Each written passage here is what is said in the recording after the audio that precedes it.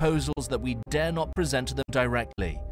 All the earlier proposals will be in the new text, but will be hidden and disguised. As the former Italian Prime Minister Giuliano Amato put it, the good thing about not calling it a constitution is no one can ask for a referendum on it.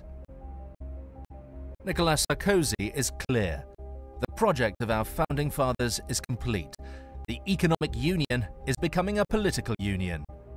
Gordon Brown presented a different view of the constitution. It is not as though this is being imposed on our country. People will have the chance to put their views. Have you ever heard of the Lisbon Treaty? I've heard of it. I don't know very much about it. No. No, I haven't, no. No. No, I haven't, no. No. No, I haven't. No. I have, but I don't know what it was about. I've heard of Lisbon, I've heard of a treaty, but not a Lisbon Treaty. With the electorate now excluded from the process, the required politicians' signatures were all that was needed, some secured even before the treaty had been published. Incredible. Prime ministers, foreign ministers take a decision that a text they want to propagate as improved democracy should not be read by any citizen before it has been finally approved. Sign! Don't read. That's the message of the prime ministers and the foreign ministers. In my view, it's illegal.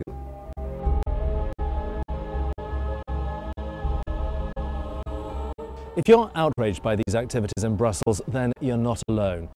In a survey conducted last year, people were asked about their views on the EU constitution.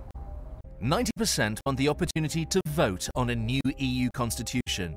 72% of people think the EU constitution would not benefit the UK. And 77% think that whether we want it or not, the politicians will probably introduce it through the back door anyway. Indeed, a majority believe that despite what politicians say, it is inevitable that the UK will lose the pound and adopt euros. This all seems a far cry from the optimism of the 1970s, when UK citizens were assured they were joining a European trading group called the Common Market. 30 years on, and the situation's very different. The people of the UK have ended up being governed by a foreign parliament, and the promised safety net of the right to veto has been completely eroded. We're not allowed to vote. We're not allowed to have a referendum. Our government are just browbeaten by them, and I think they're a disaster. So is that fair? If it's a union giving you equality, where's the equality? We should have our own laws in this country, and it shows up more and more. I think we have lost control. I don't think we've got any control now. I think a lot of people feel very strongly about it.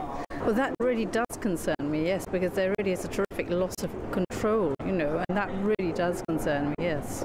It is frightening because I feel that we're becoming a United States of Europe. We're going to be a state, not a country, even though we are an island. The UK government has lost control of its country, and those given control appear not to have the confidence nor trust of those people whose lives are changed by their decisions. This is another element in this Lisbon Treaty, that it's the last treaty which can be put for a referendum. Why? Because it includes in Article 48, P7 and 6, the most important part of it, a self-amending clause. It means that prime ministers can meet, and when they then meet, they can decide an amendment to the treaty, which shall not be put for voters in any member state. They decide it on their own. Well, anyone that watches this and says, surely it's not right that all our laws are made here by these institutions, what they must do is they must write to their MP and tell him or her they'll never vote for them again if they continue to allow 75% of our laws to be made here by these institutions, and worse still, to ratify this new treaty, this new EU constitution, without a referendum. And if that doesn't work, well, in the future, what people must do is to vote for different parties, parties that say, let's be friendly with Europe, let's trade with Europe, but for goodness sake, let's make our own laws and govern our own country.